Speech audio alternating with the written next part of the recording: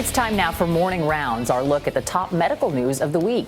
Joining us are CBS News chief medical correspondent Dr. Jon LaPook and CBS News contributor Dr. Holly Phillips. First up this morning, actor Tom Hanks surprised a lot of folks this week when he shared some information about his health with David Letterman. John, this started when he was 36. We now know it's type 2, which we've always heard is the most common form.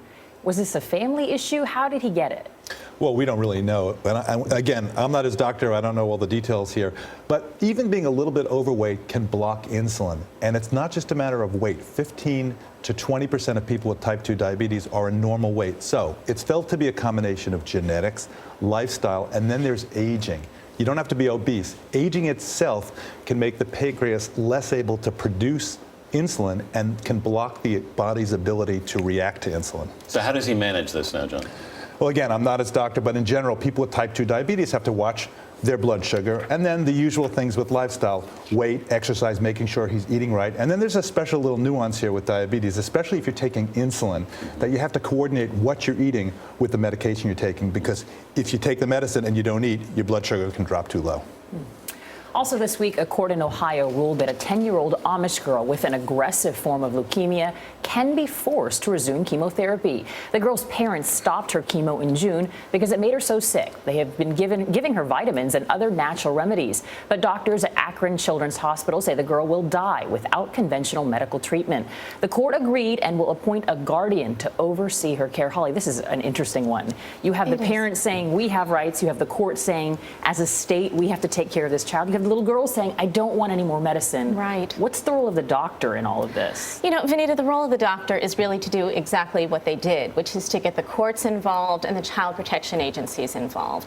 You know, it's clear the doctors in this case really feel that they can save this little girl's life, not just extend it for a while or put her through unnecessary suffering. And I have to say, you know, as a parent, the hardest thing you can ever do is to see your child suffer. So the right thing to do in this case is to get an objective guardian involved who can see the bigger picture and get her the right care.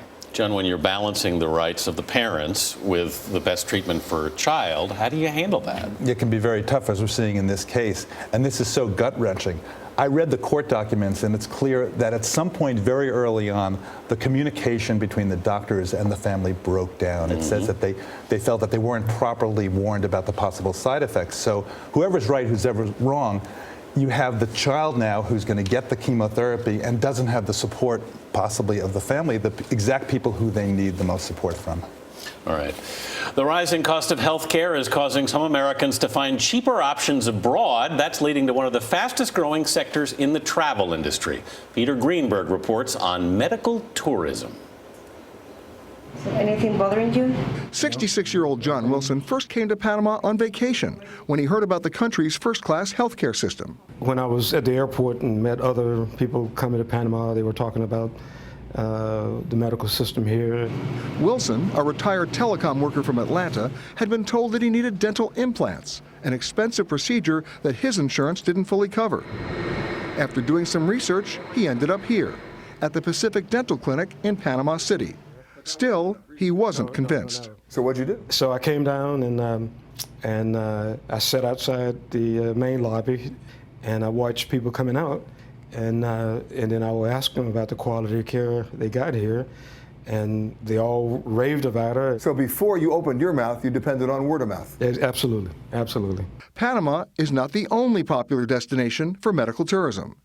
In Colombia and Vietnam, hip replacements, one of the most popular surgeries, average less than $10,000. In the U.S., $50,000. The same can be said for heart bypasses, as little as $11,000 in Malaysia or $25,000 in Israel. In the U.S., $144,000. How much would these treatments have cost you, these implants have cost you in Atlanta? Well, the lowest price I got was about $27,000. And in Panama? In Panama, it's $7,000. So about a quarter. John, those are staggering numbers. Yeah. We've heard about this for a while, but what can you do to make sure you're not going to a bad place? Well, it can be very, very hard. It's tough enough in the United States, much less figuring out the accreditation a place thousands of miles away. Not just the doctors, but the anesthesiologists. What's their infection rate? How well do they do? So it can be very, very tough. And that's not even talking about if something goes wrong, you have a complication, then what? And then there's flying and the increased risk of perhaps clots. So there's a lot to think about. Holly, some people are going to foreign countries for treatments not approved by the FDA. What do you think about that? Well, you know, my overall feeling is that if it's not yet approved by the FDA, there's probably a reason for it. You know, overall, even if some treatments have potential and will be approved in the future, until they've already been vetted as safe and effective, it's probably best to avoid them. And you're also caught in a situation where, let's say you go abroad and have a treatment done. If the doctors here in the United States can't do the proper follow-up or follow-up procedures that you might need and monitor you correctly, then you're still in danger, even if the procedure done abroad was okay. It really is a fascinating topic. If you go to cdc.gov on the website, they can and search for medical tourism, they give you some good advice, including where to search for accreditation advice. Good to know. Well, if you were out last night and had one too many drinks, here is some news you might find helpful. Researchers in China compared 57 different hangover remedies, and it turns out that drinking Sprite is the most effective. The fizzy lemon lime soda speeds up the process of breaking down alcohol in the body and reduces morning after symptoms like nausea and headaches. Some more traditional hangover cures like herbal tea actually made things worse. Uh-oh, that's not good news. Finally, we're just 3 days away from the 6-month anniversary of the Boston Marathon bombing. This week, some of the victims who lost their legs started learning to run again.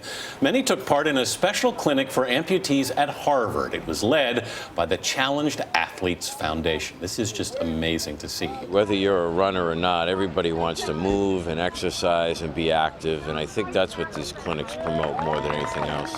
I mean, it's incredible that just in 6 months how far people have come and how resilient they are. I love to see that. Great. The technology is amazing, too. Really. what I they was can reading do. some of the people wearing shirts that said things like champutees. And now you have prosthetic devices controlled by thought that we've seen. Yeah, so more to come. Unbelievable. Dr. Jon Unbelievable. LaPook, Dr. Holly Phillips, thanks as always.